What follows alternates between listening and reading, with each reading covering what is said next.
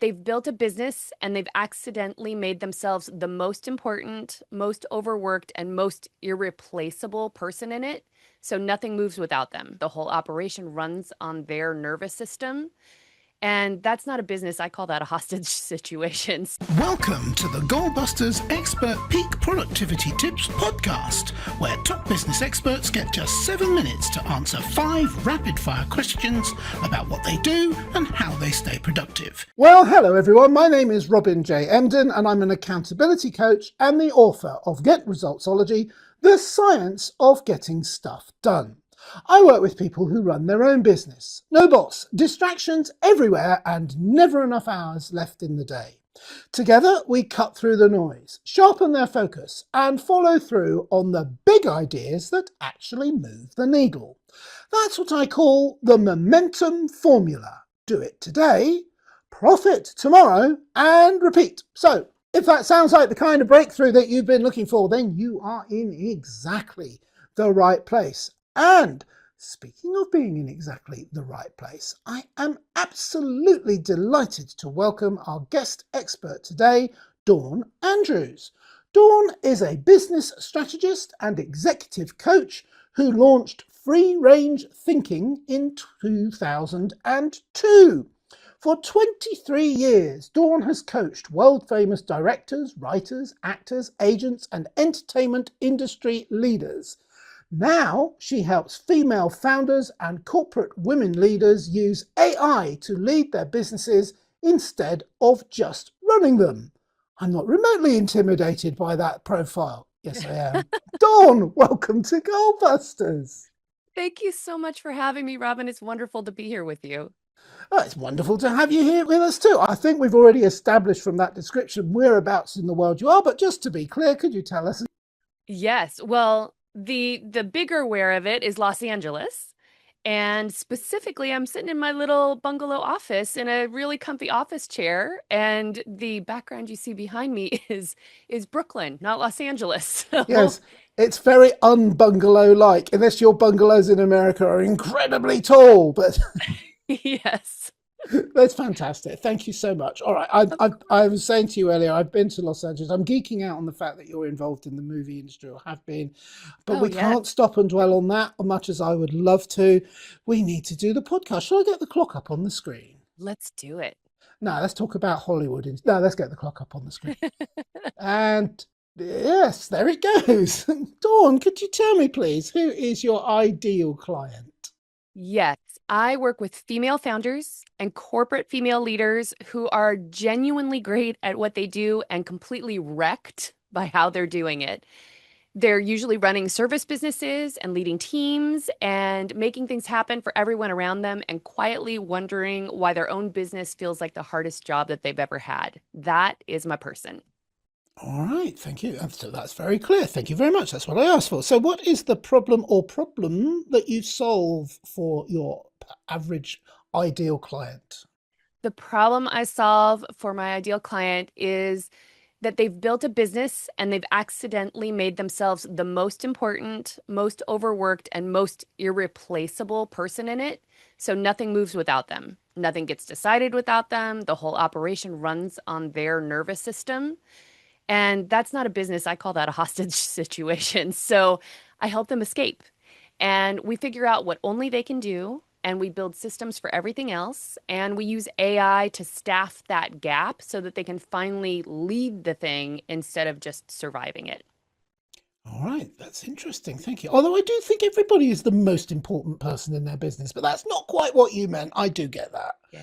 So, all right. So what is one valuable free action that the audience can implement that will help them to at least go some way towards alleviating these problems for themselves? Yes. So the first thing that I have every client do, and on repeat with the clients that work with me regularly, is I have them write down one task that you do every week that makes you want to fake your own death. And that task is usually the one that you're avoiding or the one that eats up your Sundays. And that's the first thing that you need to delegate to AI.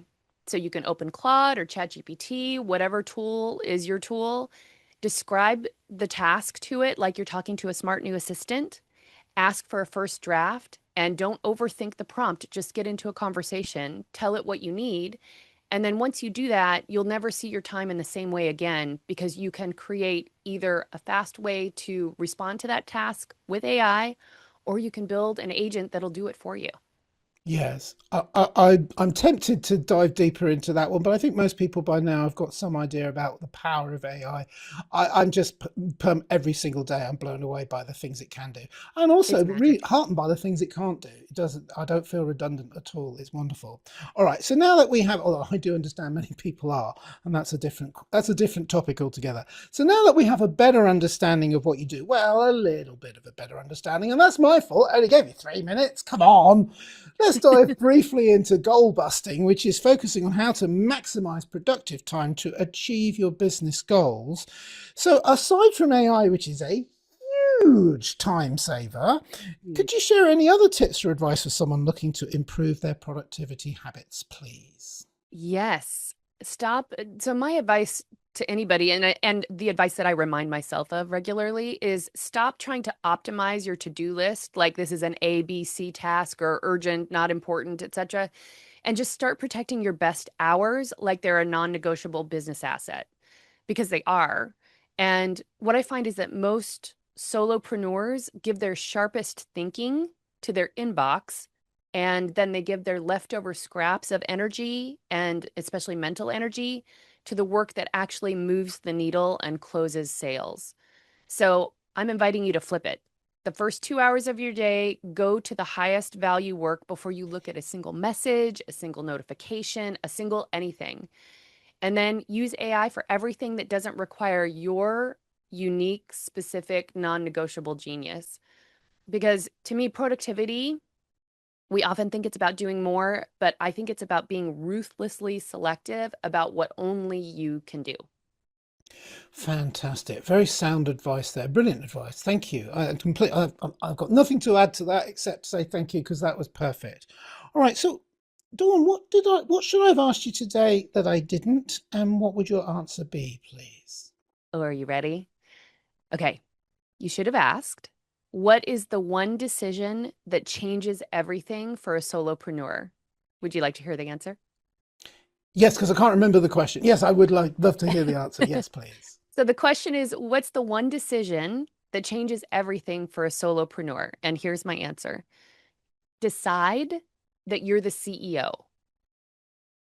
Not someday, not when you hit a revenue milestone, not when you hire your first team member. Decide today that you are the CEO, not a freelancer. Because the moment that you make that decision, everything reorganizes around it. You stop doing work that doesn't belong to you. You start delegating instead of hoarding. You reduce or right size your strategy and all of the things that you want to try and accomplish on a daily basis. And you start using AI like a team member instead of a vending machine with putting information in and trying to get information out. I find that the founders who get the most out of their business, their life, and AI are not the most technical people in the room. They're the ones who have decided that they are no longer an employee in their own business. So choose to be the CEO, make that call, and the rest of it gets a lot easier. Yeah, absolutely. You've taken me right back to when I read Michael Gerber's The E-Myth back in the Yeah. 1990s. And it occurs to me how relevant, well, of course, it was relevant then and it's relevant now. And it's kind of what you're alluding to, where you split your business between the visionary, in your case, the CEO, the manager, and the technician. And you can't be all three. And basically, if I've heard you rightly, you're saying focus on being the visionary, the person that drives the business. But the beautiful thing now, the technician. That's the AI. Unless it's a Yes. baker, AI can't bake for toffee. But other than that, Not yet. not yet. Phew. But the point is that the technician. I mean, I was using AI a couple of weeks ago. I just did a sprint week where I help people get their stalled projects underway in a week. And I had the idea and I knew exactly what I was going to do. And I fed the AI all of my technology and I said, just design that sprint week for me. And Yep. it did the whole thing. In about 10 minutes, I had PowerPoints. Okay, I Yes. spent a few hours tweaking them and personalizing them and making them because I wanted them just right for my clients. But all the Yes. same, it was there. It was done in moments. I had a framework. That was the technical side. But as the visionary, I had the idea. Yep. Yeah. All right. It's such a gift, especially to those of us that are in smaller businesses. The amount of capacity that you can get out of it so that you can still have your life, and the types of clients that you can serve and the level at which you can serve them is exponential to where you've been if you really start mastering the world of using AI in your business. It's a game changer, and I feel like that's not even enough. The words aren't quite right to really share what it can do for you. Yeah, completely agree with you. And thank you. That was brilliant. I was absolute masterclass. Everything you said, I was hanging on your every word because I would look even more ridiculous. I was actually mentally, not physically, nodding my head in agreement with you the whole way through. Everything you were saying, Oh, absolutely marvelous. So at this point wonderful. now, I always ask you a follow-up question. It's a two-parter. I always ask all my Okay. guests. Part A is how can people reach you? And part B is there like a valuable free resource they can get from you as well? And I know it's cheeky, that's a British word. It's cheeky to Yes. ask for such things, but I'm not being cheeky really. I'm being very practical. That's often the very best way for people to find out more about what you do, and then they'll get in touch.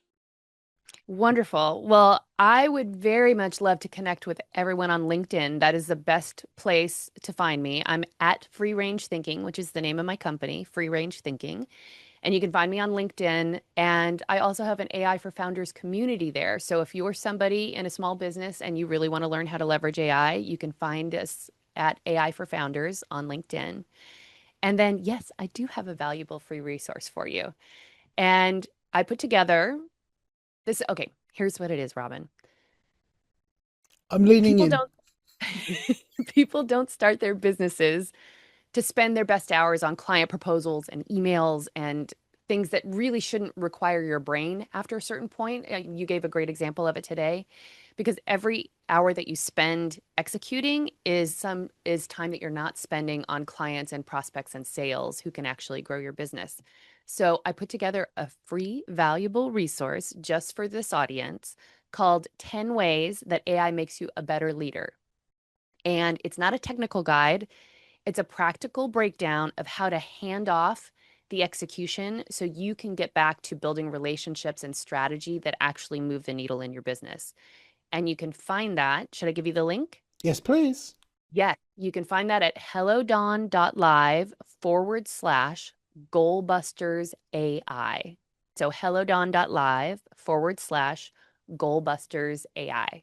Fantastic. And for our listeners, don't worry, we will include that in the show notes so you don't have to memorize it. And also for our viewers, it will have appeared on the strapline on the bottom of the video as well as being in the show notes as in a clickable format. So Dawn Andrews, that has been an absolute masterclass. I knew it would be. Of course I did. With your experience and your words of wisdom, it's been a powerful episode today. Thank you so much for appearing on Goalbusters. Thanks for the opportunity to spend some time with you. You're extremely welcome. And remember, everybody, keep goal busting and make your future self proud. Bye-bye. Thanks for tuning in to Goalbusters. If you're enjoying it, please subscribe, rate and review it on your favourite podcast platform. Your support is very much appreciated. And if you're ready to boost your online profits, skyrocket your productivity, crush procrastination, and see a positive change in your bank balance, all within just 30 days, this is your opportunity. Take my free 5-day challenge at www.skyrocketyourproductivitychallenge.com.